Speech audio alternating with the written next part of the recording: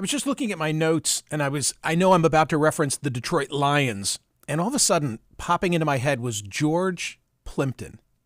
Remember George Plimpton, a writer, and he played different roles, and if my memory's correct, like in the late 60s, he went to training camp with the Detroit Lions and wrote a book about it. I have to go back and figure all that out and see if it stands the test of time. I hope it does. My listeners in Michigan, this is the point, love the Play Gun Lake Casino and Sportsbook app. You can play all your favorite casino games for real money and bet on all your favorite sports.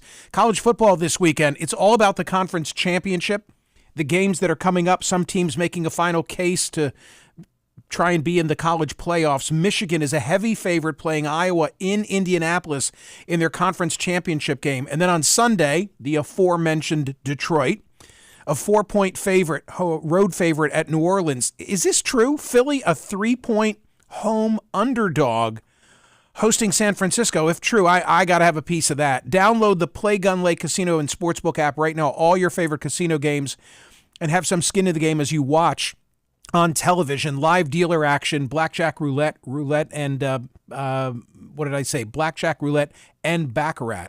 All the fun stuff. New users, there's a special bonus offer, $1,000. You got to play it. All the details are spelled out, the terms and conditions at the website. Please see it at playgunlake.com. Got to be 21 and in Michigan. Gambling problem, call 1-800-GAMBLER. Michigan Problem Gambling Helpline, 1-800-270-7117. Headlines now from Smerconish.com, the newsletter. Actually, before the headlines, a tweet that I sent yesterday. I had the idea. This was a true team effort. I had the idea live, and I said it on radio. Yes. And then Alice did the legwork, and then she had to consult with Joe because he's a helicopter pilot. I mean, and this got very complicated. It got very complicated, and they did such a good job. The question was this. The question was this. And I know I wasn't social media world. I wasn't rooting for the Chiefs to get to the Super Bowl.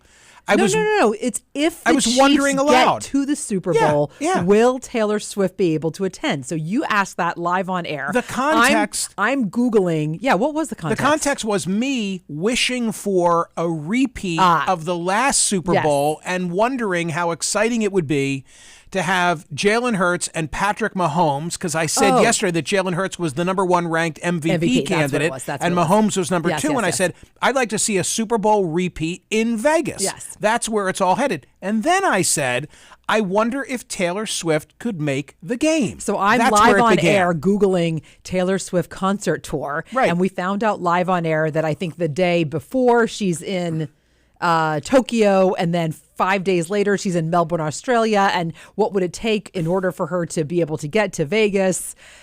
Do her planes have enough fuel? Like, we have a lot of questions. Okay, put it up on the screen, Aleko. I want people watching on YouTube to be able to see this. And by the way, we went back and forth. The tweet too, though, not just the map. There's the tweet. Okay.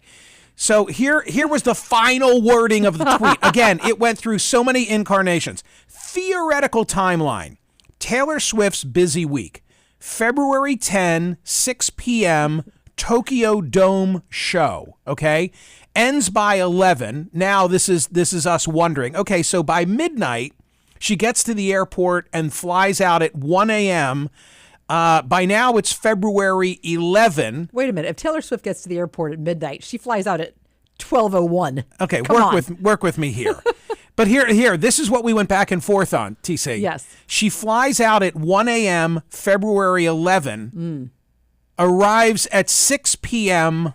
on the 10th. Nice. Little because I said, no, timeline. she'll be late for the game. No. And Alice said to me, no, Joe, he flies helicopters. He knows this thing. She'll actually arrive a day prior. Time zones. It's an incredible thing. Watches the game on the 11th at 3:30 local time. Yes. And then her next gig is February 16 in Melbourne, Australia. She's not even going to know what day it is, what time it is, which way is up. She could make it. Okay. I like it. And then we've got like the whole, I love how we have the whole, like, here are the flight paths. This is what it would take. And literally dying. I'm dying. I think it's hysterical. We are totally humored by this. I must be truthful and tell you, it didn't create any kind of a buzz in the X Twitterverse. I thought I was onto something. It kind of shocked me, and I wonder if there's something going on with X. Like, I don't know what their new algorithms are, but I don't know. It surprised me too much. That's all I'm going to say. I agree. Yeah. I agree. Yeah. By the way, on Twitter, follow me on Twitter, please. And then forward it. Do something with it. We want to do an experiment. Yeah. Because maybe Elon has put the kibosh on me. So everyone who is following on YouTube right now, and there are hundreds and hundreds of people watching, right this minute, go and Thank you. Multitask. Thank you. By the way, we do have in the newsletter today a Taylor and Travis story. She apparently is moving in. Well, I think it's fascinating. So if they are indeed, so she's in a break now in her Eras tour. So she's left Brazil and, she doesn't go back until after the new year. And he evidently has moved to a newer house. He was in a sort of normal big house, and now he's in this more secluded mansion. And evidently, you're right, moving trucks have shown up. I am so darn curious about what she brings. Like, what does one need? Well, if you're going to go a lot more than a suitcase, it's like a whole moving van. That's my point. Like, I'm just wondering, like, is there art that she wants to hang on the wall that's going to make things happier for her? Does she just want to bring things around that bring her joy? Does she need a certain chair? Like, how do we know it's her stuff? We have no idea. Furniture and other items were seen being carried into the main entrance of the snow-covered $6 million mansion by staff as another vehicle pulled into the 6-car garage. It's believed the tight end fully moved into the property, allowing the couple to make the property their own as they, not my words, shack up for the next couple of weeks. You love that expression. Are you, when you say, I understand that they wrote it, but you're I haven't so heard it in a into long it. time. You're so into it. Yeah. Usually, they're shacking up. Usually Does your anyone expression say is, that? Usually your expression is living in sin. I'm like, how old are you, Michael? Shacking up. I love that. Up. Remind me. Yeah. Need to use that. I'm just, okay, so here's my question to you. Shacking up. Shithead and shacking up? Yeah, gotta have both of those. Hopefully not in the same, paragraph. So here's my question. If you were going to go live with someone for 6 weeks, right? What would necessitate a moving van for you? What would you have to bring? Cigars. Okay. Booze. Again, suitcase. Clothing. Okay. All of this can fit in your car. Cologne. My necessities. I think that's it. I think that's it. Yeah. Right? Pop-Tarts. Butter. Decaf coffee. Butter. Butter knife. Yeah, then I'm good.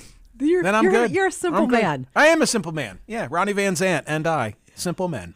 Ladies and gentlemen, I'm giving it away right now on YouTube. Rob Rogers. Here we go. His Wednesday cartoon. I think it's hysterical. It is. Of course, we have a story about the Koch brothers. I guess brother singular now.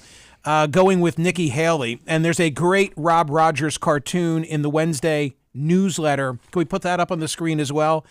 And it's a tree fort, and it says Koch's Billionaire Boys Club, no girls allowed, all in favor of holding our noses and endorsing a girl. And it's, the Koch brother who's got it there. Is that it? Yeah, hysterical. I mean, I love these cartoons. The night before, they come in like clockwork. Jack Oman, Rob Rogers, Steve Breen. They're pros. They come to me. They come to Alice. And it just brightens my world. Yeah. I laugh.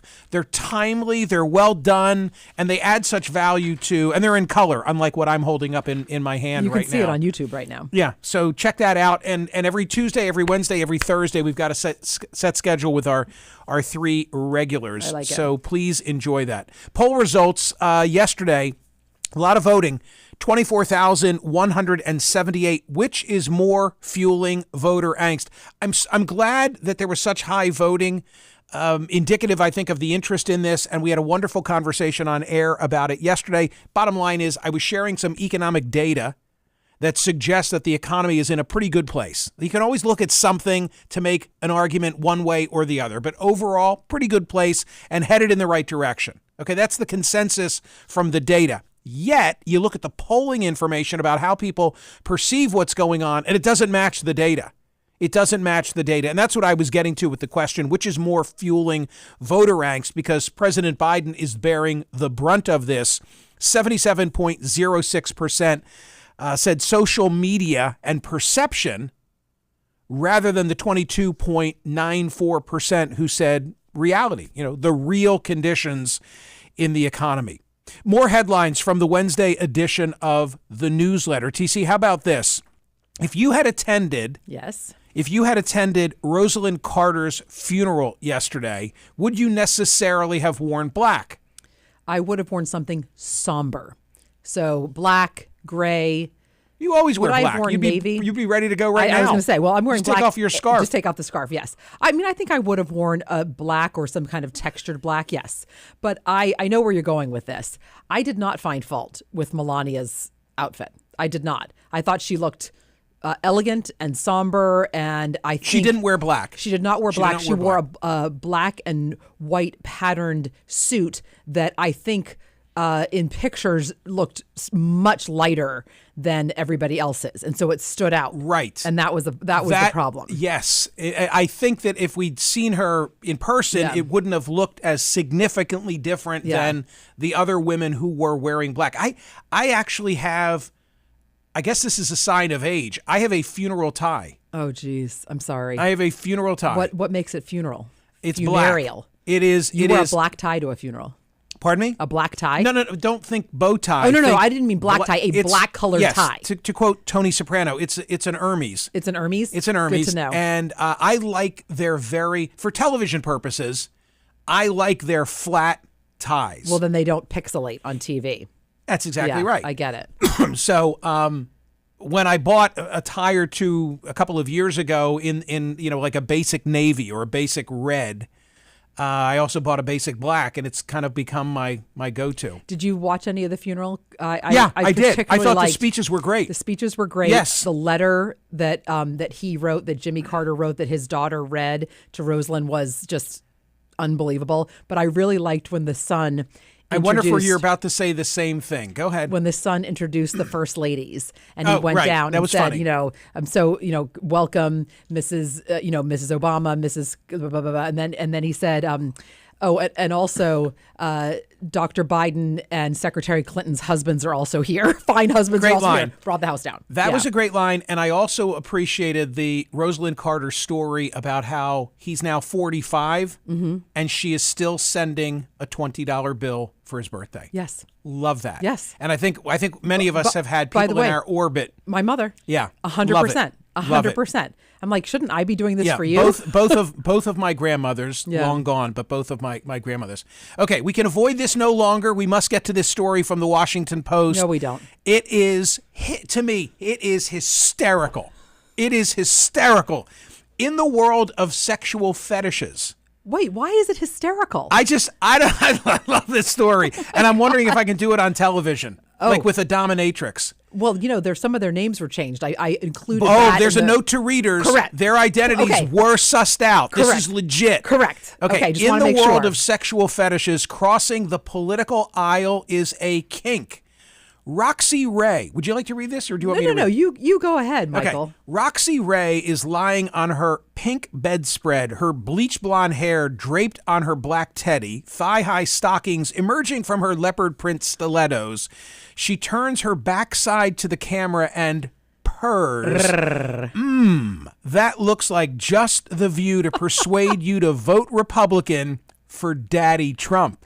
We both know you don't know what it's like to be an alpha. You're just a beta, obeying, doing everything I say. Pretty soon, you'll be preaching and posting the Republican way all over your social media. The best part is you'll really believe in it. Saucy.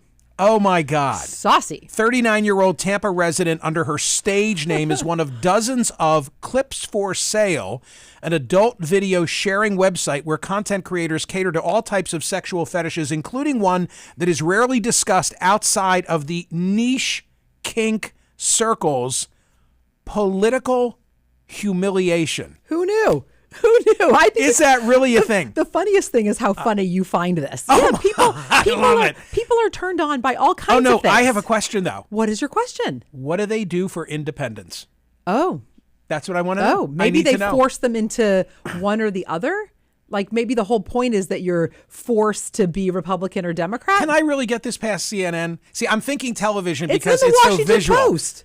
Yeah, that doesn't seem to cut it sometimes. Oh.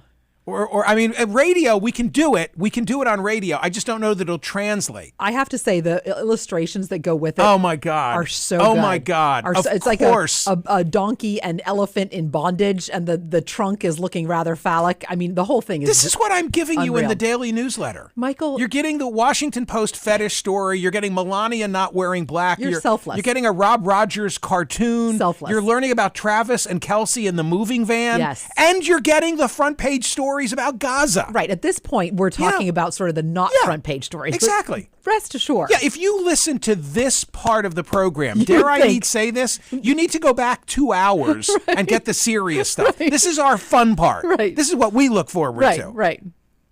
Well, this is serious. Today's poll question, is there any benign interpretation of the phrase, from the river to the sea, Palestine will be free?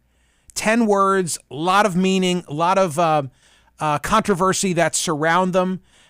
These words now a part of many pro-Palestinian rallies all around the globe, including after 10/7. Not to minimize, as I've said before, but they rhyme both in English and in Arabic. I had a guest here yesterday, and we talked about this. I don't see a benign explanation or interpretation for the Jewish state. That's my personal view, but that's what I'm asking today. I don't know how you can interpret those words without envisioning a world where there is no Jewish state, where Israel has literally been wiped off the map. Speaking of controversy surrounding the situation in Gaza, Gigi Hadid, I think the headline I put on this in the newsletter today was apologizes again. It seems like the social media world, is very unforgiving with the Hadid sisters. Yes. So Gigi Hadid, supermodel, Palestinian descent, put a post talking about Israel is the only country in the world keeping children as prisoners of war.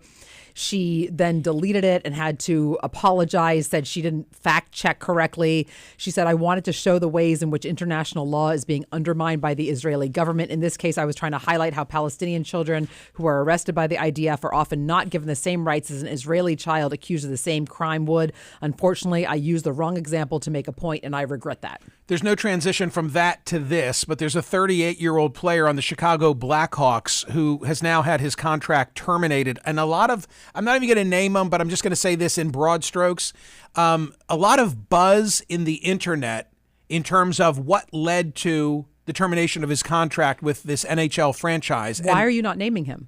Well, I can name him. It's fine. Okay. You don't have Corey to name. Perry. You don't have to name the rumor. Well, the rumor was that he was sleeping with a teammate's mother. Right. And that rumor, I think the reason somebody's there's a rumor, put the kibosh on it. I think the reason that there's a rumor is because he was pulled from a game, and like the point was this was abrupt, and there was no explanation, and it was workplace issues. Behavior unbecoming, like he was canned. And the question is, what did he do? And that rumor immediately came up and then was squashed by both the team and insiders. Like one of the Chicago Blackhawks beat writer, Charles Roumelitiotis, said, it's 100% false. Carry on, everyone. We do have the story, speaking of sports, we do have the story at Smerconish.com and the photograph so that you can see it of the young boy. I think he's like 9 or 10. The way it was picked up in some quarters online is that he was wearing blackface at a Kansas City Chiefs game. He's actually part of his face is black and part of his face is red, in keeping with the team colors. It is the new poster case for conservative media. Isn't it? Oh my gosh! Jesse Waters last night. We're going to see it all day on this channel, right? I'm clicking around last night because I want to know what's everybody doing. Right. And Jesse Waters led with it last night. Oh, geez. Led with it. Oh, my gosh. Wait, or did the 5 lead with it? Wait, or did they both lead with it? Wow. It got tremendous attention on Fox last night. And by the way, they know exactly what they're doing. That is catnip. Oh, sure. It's a very visual story, and their audience will love it. And if someone tweets a picture of that kid with one side of his face, it looks like he's in blackface. He's not in blackface. He's not in blackface. He's not in blackface. I'm telling you, that story will dominate the news unless somebody gets shoved in front of a subway. God please, forbid. God, why would you say Or unless such there's a a big thing? smash and grab in San Francisco. Tonight, I love the name of this show. It's so obvious and yet it's so perfect. King Charles.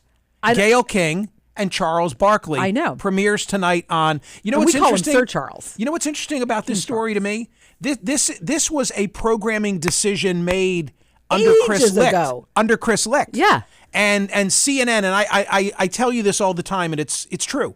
I'm like out of the loop. Don't think that I'm in the know on any of these sort of things. You're in the loop so far. I just find it interesting that, they're, and I agree with it. They're putting the show on air. Yeah. They made a commitment to it under the old regime. They're sticking with it.